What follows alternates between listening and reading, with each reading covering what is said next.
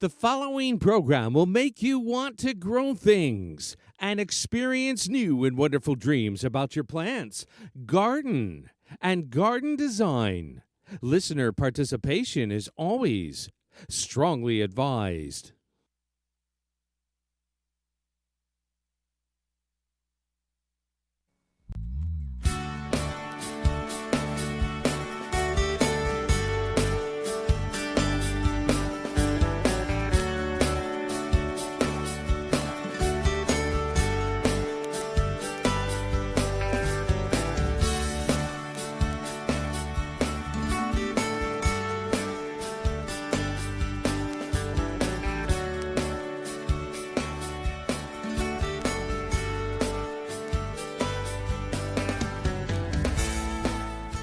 Good evening and welcome to Down the Garden Path with your host, Joanne Shaw and Matthew Dressing, right here on Reality Radio 101. To get on board right now, send us an email. Our email address is instudio101@gmail.com.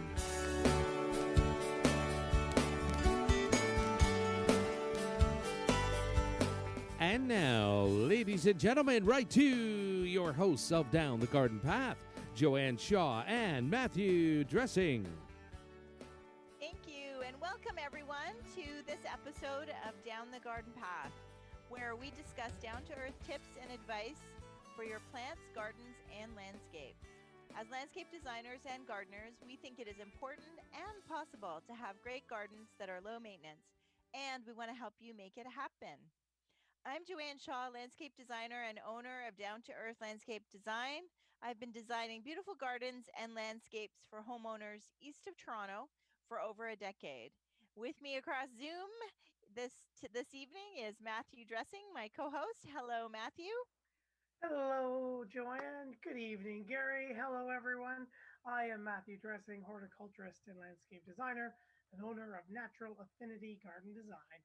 Natural Affinity is a landscape design and garden maintenance firm servicing Toronto and the Eastern GTA.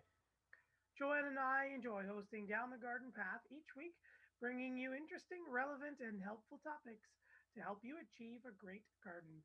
We learn right along with you from each other, from our research, and from the guests that join us here on the show. As always, we welcome your questions via social media, emails, and phone call. That's right. And we want to thank you, everybody who's listening and tuning in this evening from home, listening to us live on Down the Garden Path here on Reality Radio 101.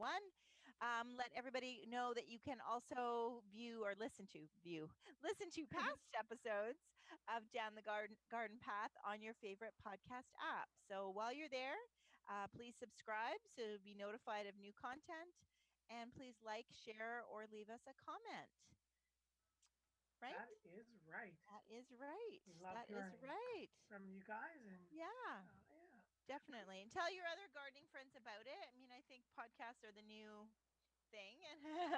So you can do it while you're walking, you can do it while you're gardening, right? Listen to us chat.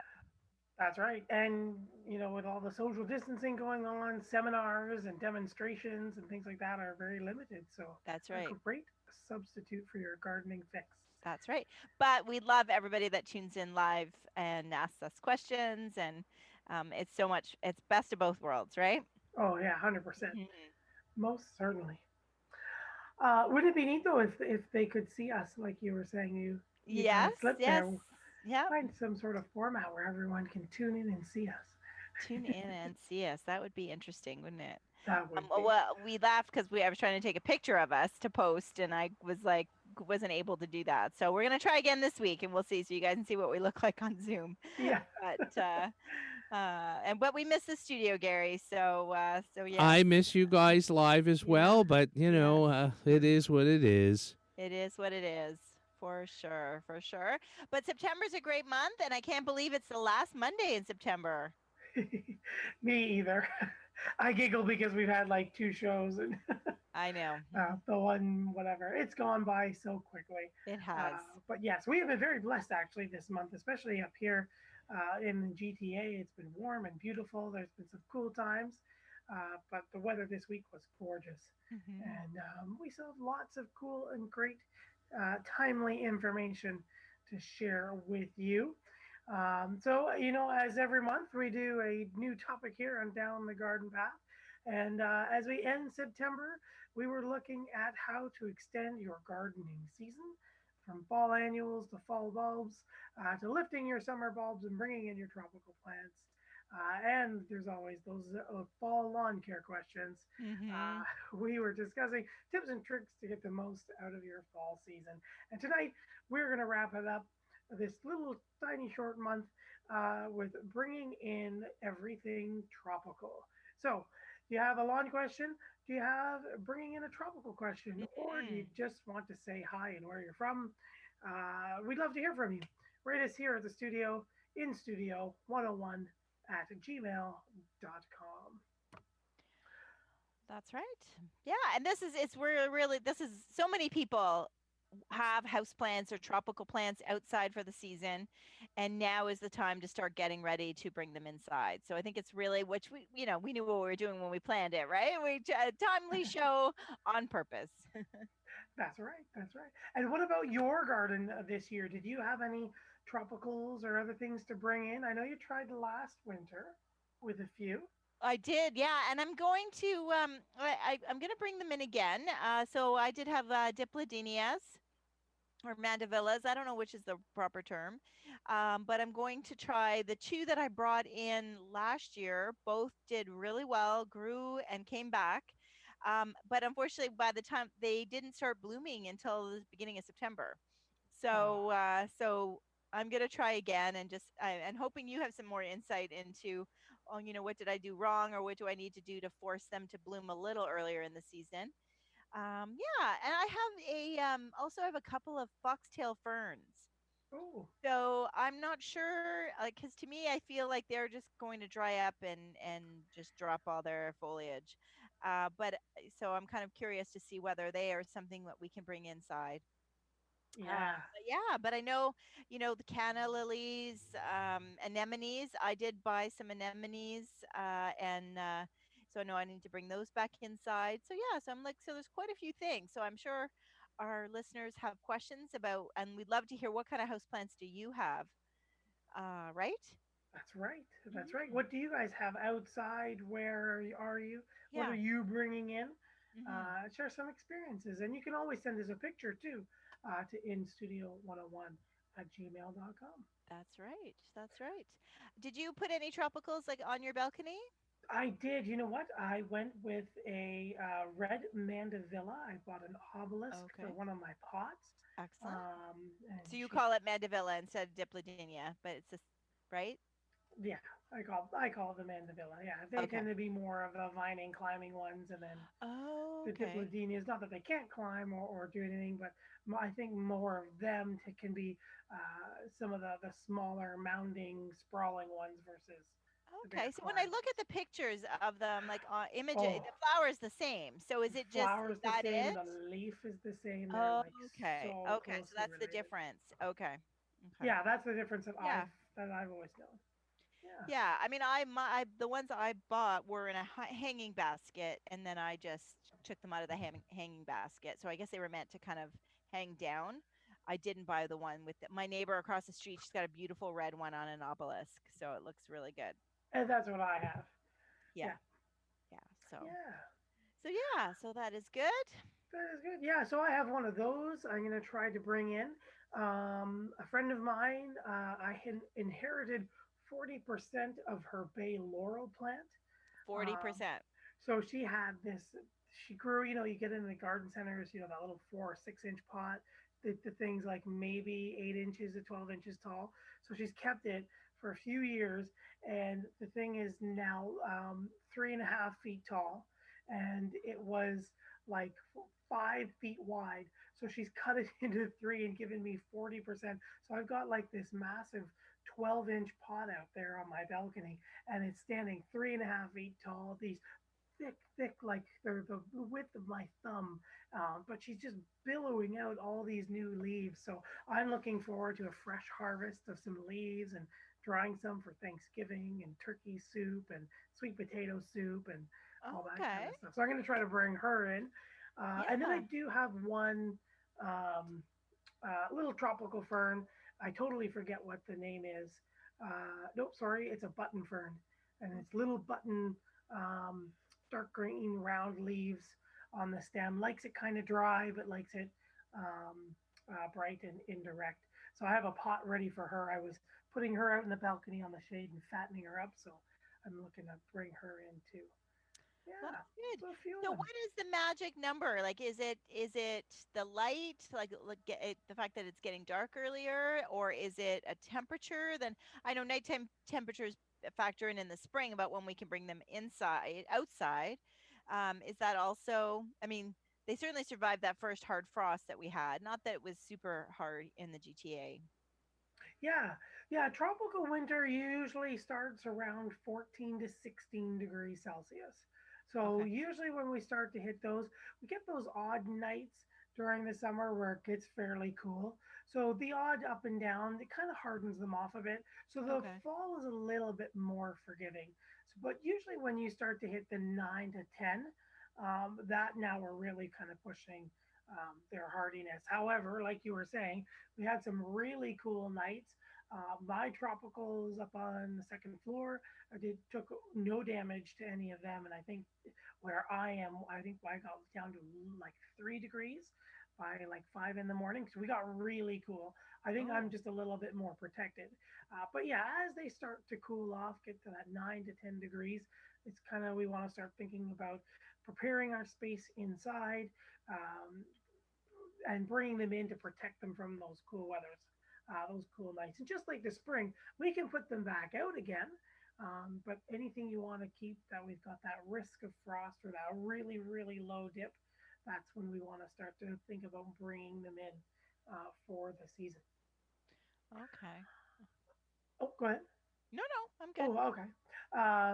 Yeah, so what I'm going to do is I'm going to gather up my plants. I'm going to repot them. So repot them if you need to. I know like my little fern, I'm going to have to dig her up and put in that pot. So I'm just going to take as big of a root ball as I can and pot her up. And then when you're bringing them in, you want to make sure that you can, as best as you can, replicate the light um, that they have. So Mm. if they're needing something that's more of a bright indirect, try to get it back to that bright indirect. So it might be in a south or a west facing window. If you need medium to lower direct indirect light, you can do like a north or an east or up to 10 feet away, 10 feet away from a south or a west. That's where your windows um, That's the start to sweet lose spot. that intensity. Yeah, yeah, Yeah. exactly. Okay. That's right. If you can read by like a book, if you can stand somewhere in your house and read a book with the sunlight coming over your shoulder for, a while without really straining your eyes or, having to tilt the book every time you turn a page type thing, that is your bright indirect light. It's strong enough that you can read really without straining your eyes. Okay. Yeah, The other, so light conditions are something to think about. The that's other right. factor of bringing something in tends to be insects. Yeah, insects is a very big one. When they're out there with the pots, we've got all of our scavenging millipedes and earwigs and pill bugs. They are all taking advantage of the peat moss and the organic matter that's in the sides of the pots. So as the soil contracts and then you moisten it and it expands again, they're getting in there and underneath cracks of things. You may also have things like aphids and mealybugs, fungus gnats that are in your soil as well, kind of going through their cycle as well. So definitely one of the things you want to do before you bring them in is give them a very good inspection. So don't forget to inspect all the leaves. Take a look at the leaf crotches or the leaves and the petioles meet into the stem. A lot of little critters can poke down those little side areas, pardon me. And so they can hide and they can come in. It's going to be warmer again, and they'll proliferate. But also take a look at the undersides of your pots and the little Mm. drainage holes. Also note if you know that your soil's been contracting If you've got a peat-based soil and it's pulling away from the edge, a lot of guys like to hide just down below the soil surface on the edge. And then as it warms up or it starts to darken in your house, they'll crawl out and they'll start to kind of keep going through their life. So what can we do to Mm-hmm. get rid of them? Yeah.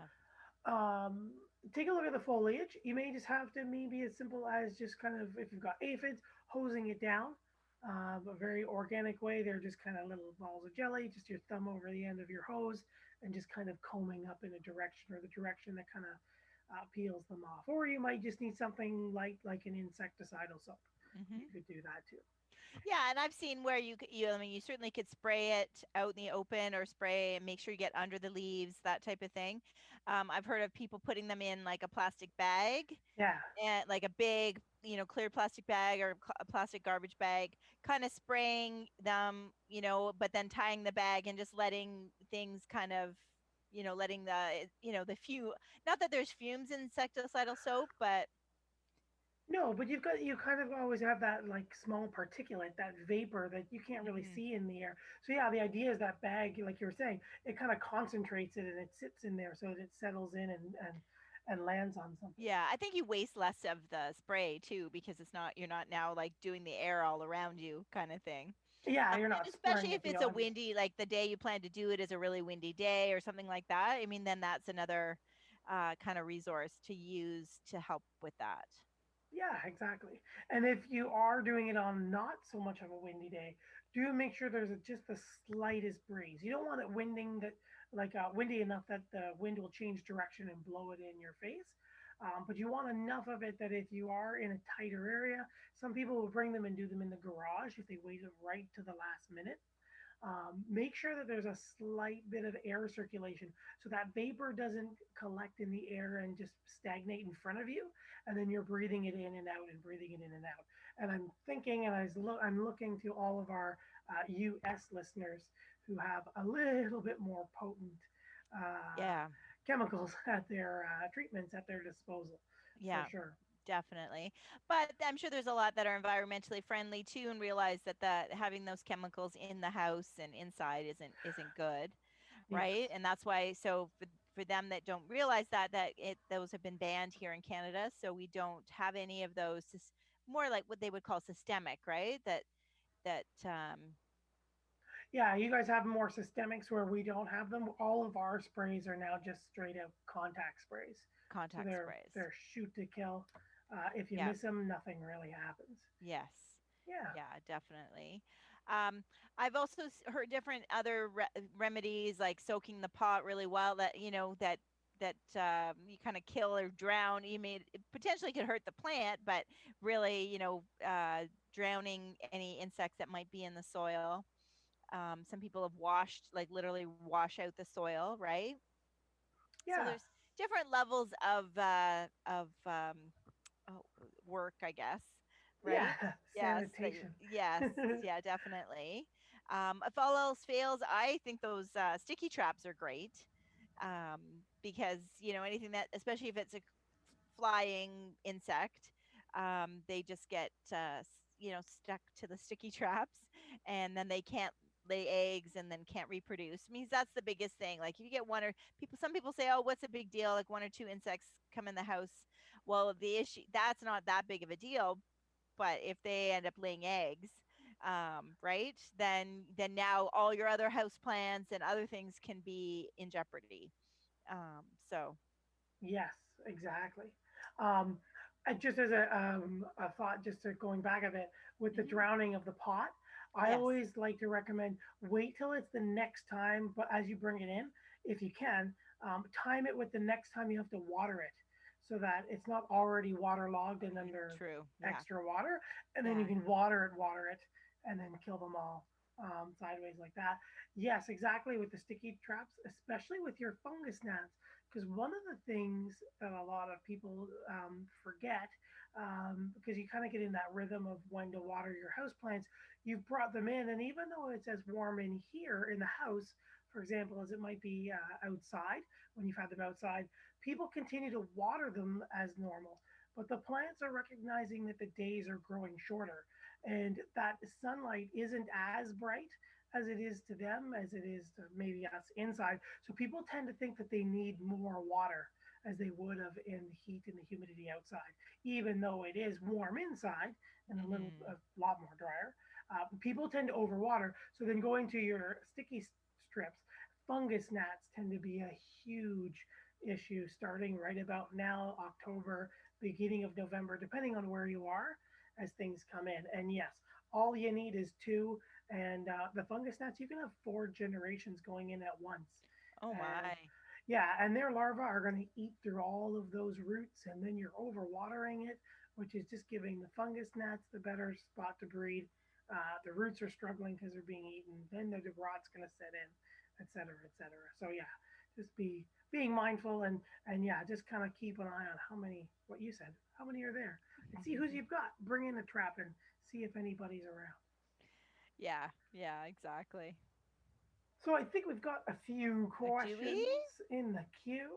And Scott's our first question of the night. Scott writes in, "Hello, Joanne and Matthew. This is my favorite time of year. However, should all my tropicals be brought in now, regardless of what variety?"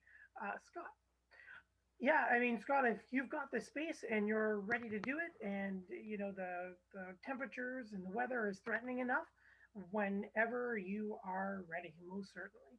And again, if you want to bring them in for a bit or keep one or two of them out, you can do it all at once. Bring them back in and out like you would in the spring. But yeah, Scott, full steam ahead. If you're ready and you've got them inside, you've got all the spaces ready to go. I would definitely do it. Yeah, get ready and Okay. So yeah. there's no disadvantage. Like when you're ready, right? You can just still slowly, because I think some people, Yeah, I'd probably be more the type to bring them in slowly, and I know some people just want to get it done, right? yeah. I tend to bring them in slowly too. I like to just take my time. I'll bring in one or two, find a spot. Is that going to work? Or do I like it there? I'm getting ready for Thanksgiving. I'm decorating. I know I've got Christmas coming, stuff like that. So I like to kind of settle. Yeah. Did you just say the C word? I know. Stop that. um, no Christmas. Yeah, so I like to do it a little bit at a time, especially for my big ones. I'm always a little iffy about where I'm going to put them and work them in, Hmm. especially when I have new ones like my big man Davila. Yeah, so really, Scott, it's dealer's choice. Yeah, What did you say? Dealer's choice? dealer's choice. You get Dealer's to pick choice. the game. Okay. Uh, Tom writes in, "Hey, Joanne. Hi, Joanne and Matthew. Love the show. Matthew, that's such a great tip slash experiment about the sunlight. I love it. I'm going to try that. And while I'm at it, I'll read a book as well. Thanks, Tom. Well, there you're you very go. welcome, Tom. Yeah, that's good. Get your reading in and your light. Yeah. And one more question. Blaine has written in, hello. What grass treatment should we apply now on our lawns? Thank you. That's going to depend, Blaine, on where you are. Are you north of the 49th here in Canada, or are you south in the States? If you're in the States, you're going to have a lot more options available to you in the States, for sure. But if you're in Canada right now, if you haven't done your fall fertilizer, you can do your fall fertilizer. We're almost kind of in the middle of the fall and the winter fertilizer. Then the next thing we would want to be doing for our lawn care is our late October, early November, the first round of our corn gluten. So corn gluten is that corn protein that stops weeds from really developing roots and shuts them down. So it'll have a cumulative effect between now. It'll start to dissolve, but not quite fully as we start to freeze off. And Hmm. then in March, we'll do it again, and you'll have even more protein there for the spring weeds that are coming up. Okay. Yeah, Yeah, I mean we've got lots of tips and suggestions for everybody. It might be easier if you did tell us when you asked the question, tell us where you are, right? Because then we can really tailor our answers. We also love knowing where you're calling from or emailing from. But yes. that's right. Yeah. Cameron has just popped in. Hey, love the advice. Do grow lights help during the winter months for plants in the house? If so, any advice on those lights? And that's what I was thinking, Joanne, for you, for your dipladenia, is maybe getting a grow light, or even if you don't want to set up um, like a full stand or you have the space, what you can do too is even replace some of your light bulbs in your office or your home or near your plants to something that is full spectrum or Okay. is high in the reds and the blues. Because the Okay. reds and the blue lights are what um, they photosynthesize with depending on their stage, whether Okay. they're flowering or foliage. But the other benefit of the full spectrum ones is it better mimics the sunlight. So studies have shown that the full spectrum of sunlight or light mimics the sun. So that not so much that vitamin D deficiency, but just that way that we register light in our brain. It just kind of takes away that sad symptoms because we're Oh, kind of getting more of a natural spectrum right. light versus just the harsh yellow or the harsh white. Hmm. Yeah. Yeah, I mean, I found they really did well. I mean, I kept one at my house last winter, and my mother-in-law, who is west facing, tons of light in her condo, she kept the other one, and they both did about the same, like throughout a lot of new growth, and we're very happy. And it just was, and then when I brought it out in the spring and I think I started fertilizing it a little late. I think maybe I needed to fertilize it maybe even while it was still inside, for the bloom. So, I Yeah. mean, as a plant, it did really well. It never really, I think it dropped a little bit when we first brought them in. They looked a little sad, but really bounced back. And in fact, had to trim them both back because the little tiny, viney leaves where stems were kind of going everywhere. So yeah, so I think I was very proud that they survived with just daylight. Mm. Um, but it was more, what step, like, should I have given them darkness, or did they need more of a rest, or when did I need to kind of really start fertilizing them to encourage them to flower? Because I mean, our spring, when we can bring them outside versus when they start flowering, right? That's a kind of a difference versus the ones we buy that are already flowering. Yeah, yeah. Usually, I think for the dipladenias, the jasmines, they tend to need, like you were saying, a little bit more fertilizer to kind of jump off the hop, kind of like around Easter. But the other thing is some of the longer days and a little bit more of that heat as Mm. well to really kind of catch them up. Because, like you said, by the time you put them out there, like in your case, it was just like in September, end of August, you said. Well, they were Um, outside. No, they've been outside all summer. Like, I would have put them I out, mean, for blooming. but for blooming, yeah, they didn't start blooming until and I did put them in full sun, but then I knew they're not necessarily meant to be in that much sun, so then I thought they needed a bit more shelter, Yeah, or what do you call it, more diffuse light right. versus the hot direct light. And they still did fine, but again, no blooms until, so I think, yeah, if I had started fertilizing, because I didn't start fertilizing them until they were outside. I guess I didn't know what I was doing really, so it was like, are they just going to know that it's time to flower? But no, they needed some fertilizer. Need some food. So probably starting more, and that could be a show that we talk about in the spring, where now's the time to start really fertilizing and getting anything that we want to flower or to flourish, start it going now inside, as before we transition it outside. That's right. And that's the other kind of half of the discussion too tonight. We're going to talk about or touch on bringing in some of those summer bulbs that really won't winter wherever you are, Right. or at least up here in the GTA. But yeah, when to put those out and how to get them started and what should we be doing with our indoor plants that when to get them outside. So just jumping back, I'm sorry. I think Carmen, I was saying Cameron. So I think I was reading just quickly and wrong there. So Carmen, sorry. Yeah, grow lights can help for sure. Keep the days longer, keep them active versus the lower light, the short days, especially if you're in like a basement. Any advice on the lights? Usually something like a T5 light, again, something with that full spectrum, more of the blues if she's going to be more foliage, a little bit more of the reds if they're more of like a flowering plant.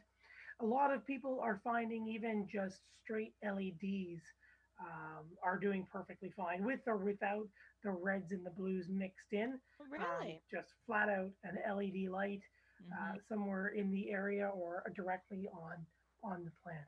Mm-hmm. So Yeah, and they've come far, haven't they? Those lights, and they they are, have, whether they're in the racks that look like they're, seed starting racks, or whether they're a bulb that you put in like a desk lamp, or some of those. Um, I know friends of ours, Nancy, she brought some, and she just put the bulb in like a big desk lamp, like with kind of like the a flexible neck, and kind of pointed the light at the house plants. Um, so yeah, so I think there's some lots of options now. It's yeah, not just have to be like that whole full setup right. necessarily. And that's kind of where I was going with, like, you can change Mhm. your indoor your room lights as well to Yeah. kind of mimic that. Yeah, yeah, perfect. All right.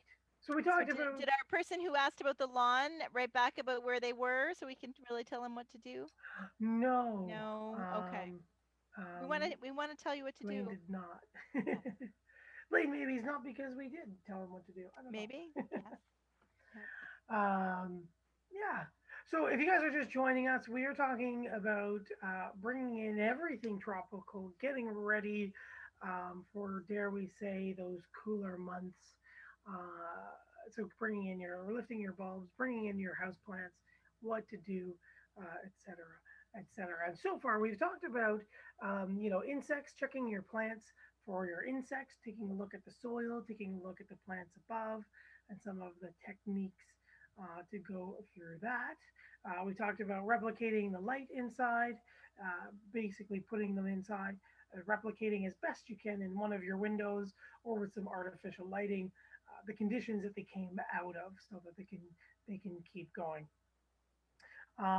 One of the things also that a lot of people have difficulty with, especially here in Canada, is the dry air. When we go from outside to inside, our houses have such dry, hot air from our heating and vent systems. And a lot of people have an issue with humidity.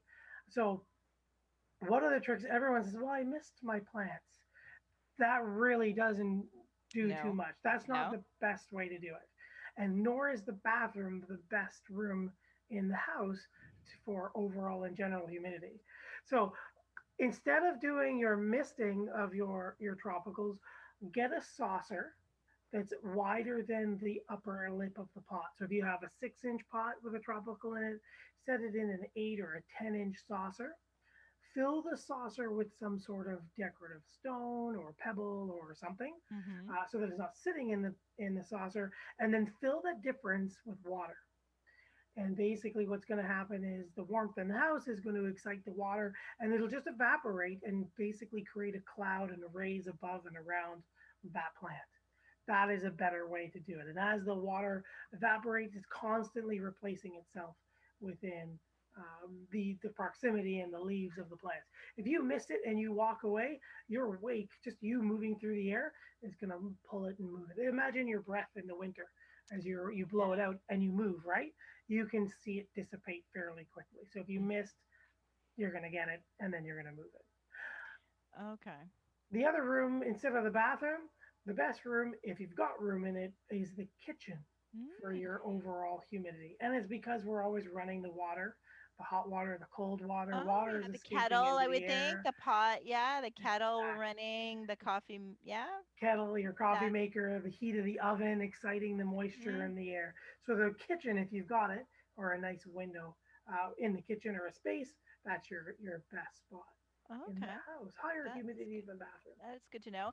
And everybody should keep in mind that even if you do, start bringing them in, um, quite frankly, they're not going to like it initially, right? They are going to turn yellow. They are going to lose some leaves. They are going to look a little sad. But be patient. Taking as long as they're in the right spot, with the right light conditions. You cut back on their water, that type of thing. Make sure that you deal with the insect issue. Again, there's a variety of different ways. I was mentioning someone saying they Yeah. watered with peroxide. in their soil, like a little bit in their water, so to kind of kill any insects that might be in it. I could see maybe doing something like tea tree oil, possibly too, Hmm. diluted. That might be a little bit beneficial as an insecticide. Certainly, the sticky traps work. And when you buy a box of those, they last forever Yeah, they because do. there's so many in those. There's so many in there. So yeah, so keep that in mind. That yes, things are going to look a little sad initially, especially bigger things like if you're bringing in your hibiscus Mm. or right or flowering maple. Those Oh things yeah. really will be unhappy. If you bring out, like, some people might be actually even bring out their not, let's say, not flowering tropicals, but things like their benjaminas or other house plants. Yeah, they don't like to be moved. Those ones, hibiscus is another one that doesn't necessarily like to be moved, but so it will defoliate a bit and go into a little bit of shock. But if you still keep on top of it, it comes back around, right? Yeah, you got it. They'll be upset, but they'll forgive They'll you. get over it. Yeah, yeah, When the first snowfall comes, they'll be happy, right? yeah. You just keep telling yourself that you might not like me now, but you know, when that cold weather was gonna kill you, you're gonna be happy inside, even though it's dry. I know I do the pebbles with my oh my goodness, right out of my head. Oh my goodness, my little evergreen. What's the evergreen?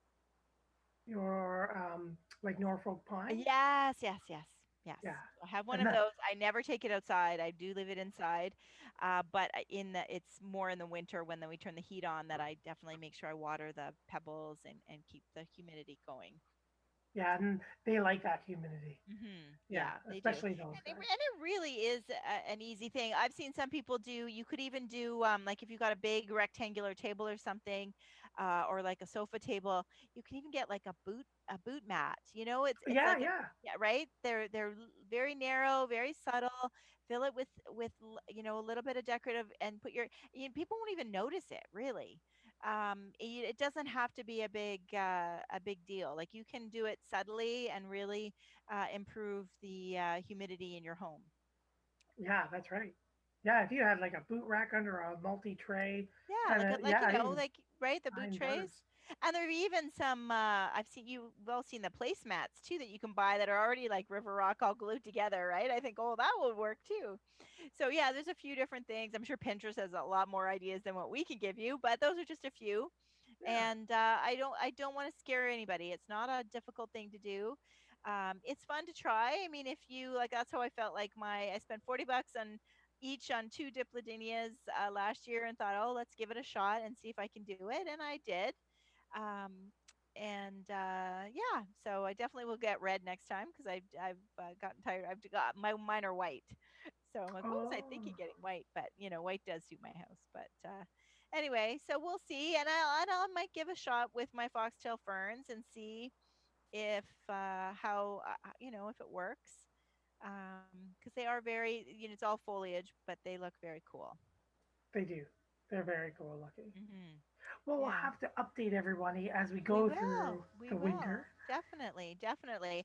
But I know there's lots of people who have so maybe they don't have tropical plants, but they're wondering when to bring in their cannas or their gladiolas or their, things that we have, dahlias that we have to dig up. But dahlias are still blooming, so we still have some time, right, on those. Yes. Yeah, generally we So, still have some time on all of them. Once we start getting cold enough that you really start to see them yellow, that's when they're taking damage, fatal damage. The soil shouldn't be frozen quite yet unless you're somewhere oh, for really sure. crazy. Yeah. Um, but they're just going to start to yellow, or if they don't do it by cold, they'll start to yellow naturally as Okay. we just kind of get cooler. Is Um, it the frost? Like, are things that, because now these are things not in a pot, but actually in the ground. So is it, well, though cannas can be in pots too, I guess.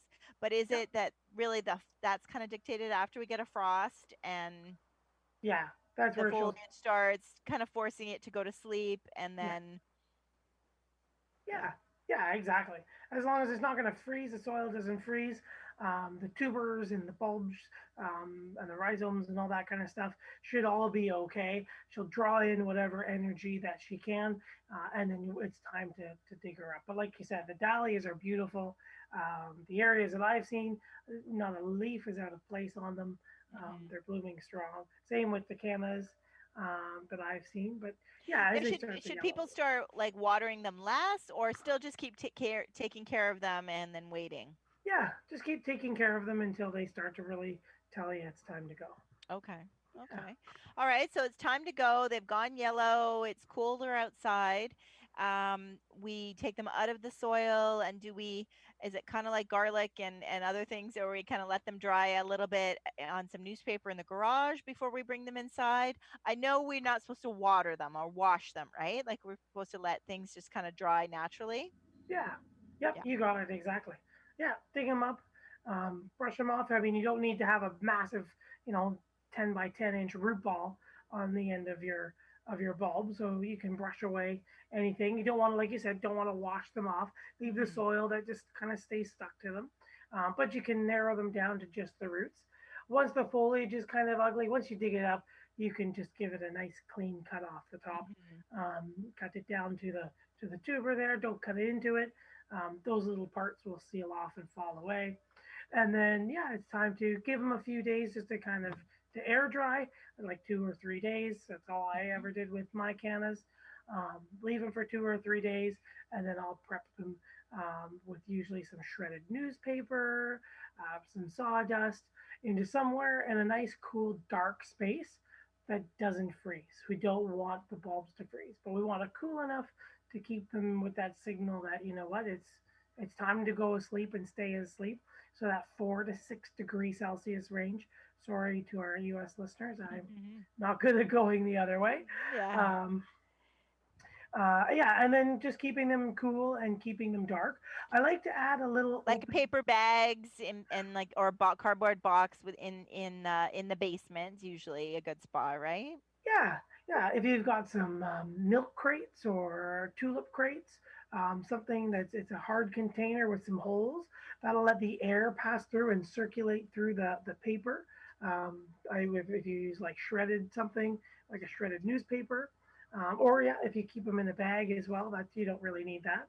But yeah, I also like to add a little bit of um, oh, pardon me, baking soda, Oh, um, okay. just in an open envelope. So just in case some the moisture spikes for whatever reason, Okay. there's something there to kind of draw it in a little heavier or Okay. concentrate it.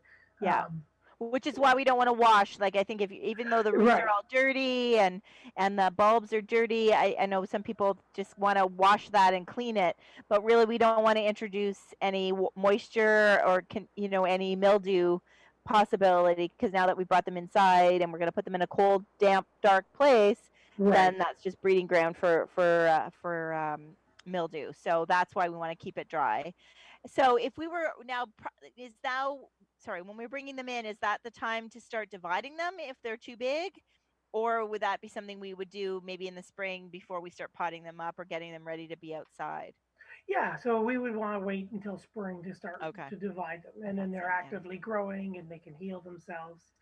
We don't go to sleep with like an open wound that Right. may or may not callus as she's Okay. kind of winding down. Yeah. No, that's a good point. We're putting them, so you're basically putting the bulbs to sleep.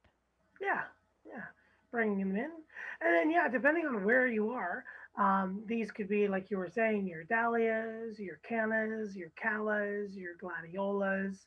Um, and Anemones. yep, there's some anemones. I'm trying to picture the summer thing in display in the spring. I know. Hmm? But there are a lot. So take a look at your bulbs, your tubers, your corms, etc. And if they're not hardy, that's what you want to be looking for. Yeah, waiting for them Okay. to be hit or starting to yellow, and then digging them up and keeping them protected. Excellent. Excellent. Do we have any Oh, questions? I'm trying to uh, gauge your expression. no, sorry, I just see that Blaine has popped in, written back. He says, "Hi, sorry, I live in the GTA, Port Oh, Hope." oh, there you go. Perfect, Port Hope. So I was just doing a design in Port Hope, Blaine. nice. Yeah. Now, what was his question originally about the Oh, grass? the grass. Yeah, exactly, exactly. Did we answer Yeah, the question? We did. Oh, okay. We were talking about the uh, Canada versus the States, and so Blaine is going to do the corn gluten Okay. and the fall fertilizer if he hasn't already. Okay. Perfect.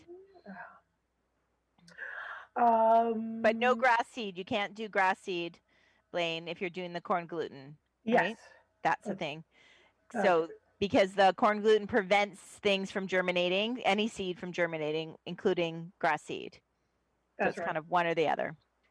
Yeah, yeah. Excellent. And temperatures, I'm honestly I haven't seen Port Hope's temperature, but I know you're a little cooler on Yeah. average than us, but not Yeah. we're pretty Not too much. comparable. Yeah, Yes. I think so. Um, but yeah, you may still have, if this holds, you may still have a couple of weeks to get some grass germinating. We're kind of on the closing window of that season. So we're almost at the point where it'll just go straight to corn gluten or Mm. your fall fertilizer if you haven't done it. I don't know where you are, Blaine, but hopefully that helps. Yeah, yeah, that's perfect. Thank you for listening in Port Hope. Yes. Yeah, so I mean, I think it's exciting. I think it's bringing in things and trying to extend our season. Um, that's what this month was all about. We are trying to think of ways where we can encourage everybody to try extending their season. So, and I think it helps people realize that they can buy something that they want inside, knowing that they can take it outside. It works both ways, right? Yeah, exactly. You can buy something now to bring inside, and knowing that you're not going to be stuck with it inside if you want to put it outside later, or somehow you your interior design changes or whatever. There's Hmm. flexibility there Hmm. for sure. Yeah, And don't forget definitely. to take a look at your garden centers too. If you haven't, we were talking last week about a lot of the fall product is still coming in, burning bushes and some of the native hollies, different things with some nice fall color. Some of the fragrant sumacs or low growth sumacs, lots of plants that have a fall interest. I know we're all super excited to get out there in the spring as we buy up everything that's in color, but we forget to think about the other times of year, the Yeah. summer or the fall, or even some winter interest at what's going to be there after these flowers are out. So Hmm. now's that time to jump out there and take a look at what your garden. You had a great tip last week about taking a photo of your front yard. Go across the street, take a photo, and see what you're really missing. What shape is missing, what color is missing, where is Hmm. something about to go flat? Do you need something there for the winter? So yeah. Yeah, it was in Whitby on Friday at a beautiful kind of mature. It was like a historical house, had a lovely landscape that was just a little tired and a little just needed a bit of freshening up. But I was shocked. Like I said, it was just very green. Between evergreens and other green things. There wasn't a hydrangea in sight or a burning bush in sight or anything that changed color or reflected the change in season. Like I think you could take a picture of the house and not know what season it was taken at, and the homeowners were really, they were like, yeah, you're right, because there was a big juniper by the front door. And yeah, it was alive, it was very mature, it was on its last legs in a way. But I'm like, that's prime real estate for something that's really gonna punch and really complement the front entrance. So yeah, but I think it's fresh eyes, and as hard as that is, sometimes if you can get a professional, if you can get a local garden designer or landscape designer in your area to take a look, a gardening friend, or I mean, if all else fails, I think the photos really do help, because it kind of gives you a fresh eye. And especially in the, like, you take the photo now and you look at it in the spring, you're looking at it again with a real fresh perspective when you're back in the garden center going, okay, nothing was blooming in September, so what should I buy? I think it really helps. So it's just, that's my little trick. I do want to do shout out about professionals, and I know Matt and I are designers, so we're a little biased, but I think people just have a perception that it's uh, cost prohibitive, that it's difficult. And I think the money in the long run, and I know my clients can have repeated it to me time and time again, that the value that we bring and the knowledge and the mistakes we can save you and the dead plants we can spare you from killing and things like that. So for all those that have wondered about it, or new homeowners that really don't know where to start, And you might have gardening people in your life that say, don't do it, or I can help you, or I'll give you all of my plants. I do want to just say, yeah, I know, don't do that. If they have too much of it, that means you're very shortly going to have too much of it. So yeah, so there are a lot of garden centers that offer design services, right? Like Matt works at a garden center that has design services. There's lots of independent designers. So really, paying for professional advice um, compared to the cost of plants and the cost of time and energy, really is, again, it will get you really far. So I see a lot of those Facebook groups and things like that where it's just, a picture of a really big space, and then they're like asking people for, okay, what should I put here? And the things that get thrown out, from marigolds to cedars to whatever, I think you really, I don't know, am I talking too much about it, Matt? No, no, But I just think there's something to be said for that. Everybody's got a different style, a different, um, but the knowledge we bring with us, we went to school for it. We know our plants. The goal is always to be low maintenance. Most people want that. Seasonal interest, knowing your conditions, that type of thing. So shout out to that. Our ability now, especially with COVID, to do things virtually. I've got one of our listeners, shout out to Rose, I hope she's listening, from New Brunswick, who sent me some photos and measurements, and I'm going to do a virtual design with her. So that's also, it's not, we would obviously love to be at your house, but we can't be at everybody's house. But it is a nominal fee that can save you, for the price of less than, a tree, right? yeah, and So that's yeah, a good way to put it, right? yeah, You have no problem on dropping $300 on that quick tree to throw in there, but are you throwing it in the right spot, or do you spend less than that to have a designer to tell you, yeah, give you more options and pick yeah. maybe a better tree and work on the whole thing? Yeah. I did a presentation today, and I told the client that I can, order the plants for them, or, it's up to them if they want to take my list and wander around the nursery. And I said that can be daunting. And she goes, oh my gosh, it's so much. She goes, I wouldn't buy anything on the list, just like doing groceries, right? You go to with a list and you come home with all this food, but nothing on your list and nothing for dinner, and that's very much the same. It's overwhelming at the garden center. It's impulse purchases left, right, and center. That's what you do on purpose, right? Which is We do. a thing, right?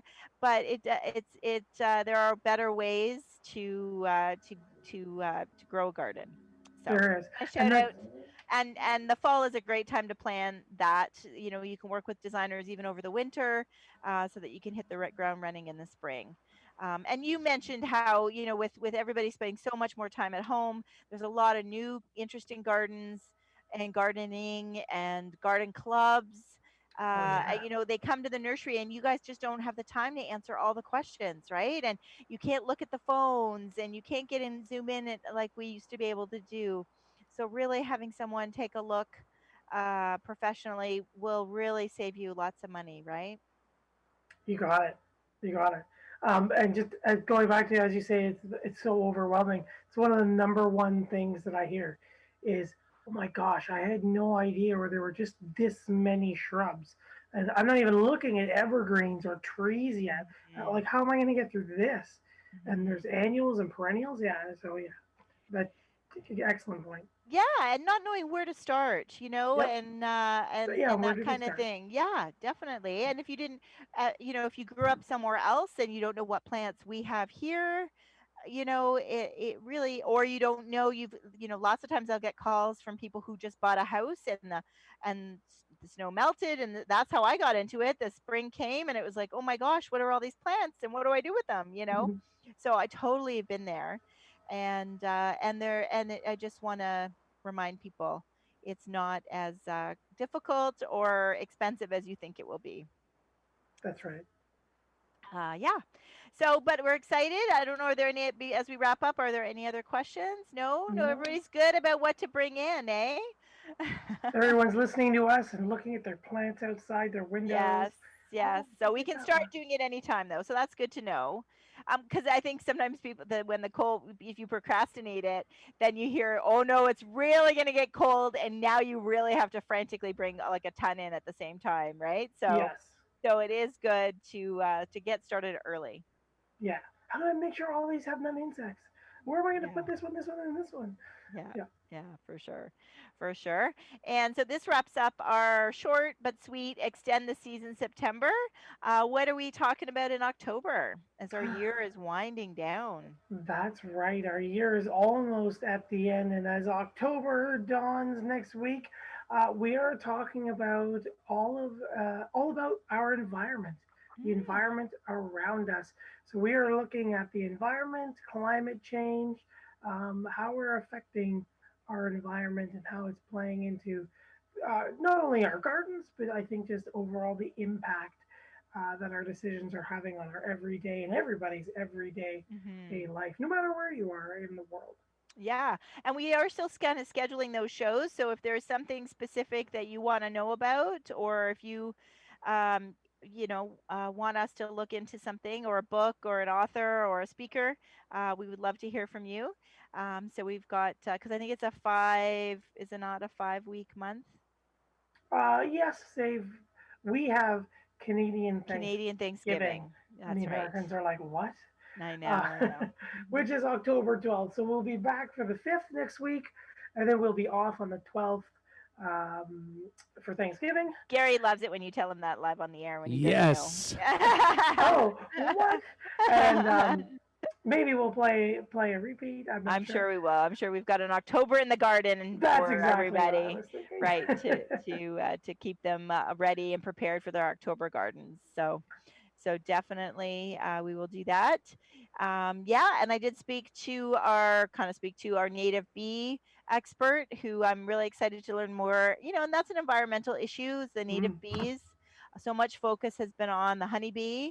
So I'm hoping. Looks like he can join us at the end of October. So yeah, so that is going to be a great show. So yeah, we love to hear what you guys are interested in. that's right. That's right. What is fueling your passions? What are you hoping to turn on realityradio101.com and hear us talk about? That's right. That's So right. So always love it. you can find us here every Monday night, except for the October 12th, I do. on Reality Radio 101. You can check us out on our own websites. I'm downtoearth.ca with the number 2. Matt. Naturalaffinity.designs.ca, and all of my social media links and links to the other past podcast episodes are Mhm. there as well. That's right. And you can search for Down the Garden Path podcast on Instagram. We'd love some more followers there, as well as on Facebook. And I know we've been really bad. So, anybody who is a listener who is a member there, we're trying to get better and, uh, and, um, and post there a little bit more, right? That's right. But we'd love to hear from you. We do. Yes, yes. But we love that everybody joins us here. That's right. And thank you, Scott, Tom, Blaine, Carmen, and Connie for writing in your questions this evening. We always love this answering your questions, the listener questions. Thank you, everyone else, for joining us here on your Monday night after a crazy Monday, a beginning of the week. We appreciate you tuning in live. And thank you, Gary, as always, for helping us produce our wonderful show. We really enjoy doing it, and we really enjoy that you're a part of it. So thank you as well. Yeah, don't forget to like, subscribe, follow Down the Garden Path podcast. Thank you, everyone, for joining us here down the Garden Path this evening. And we'll see you next week here on Reality Radio 101.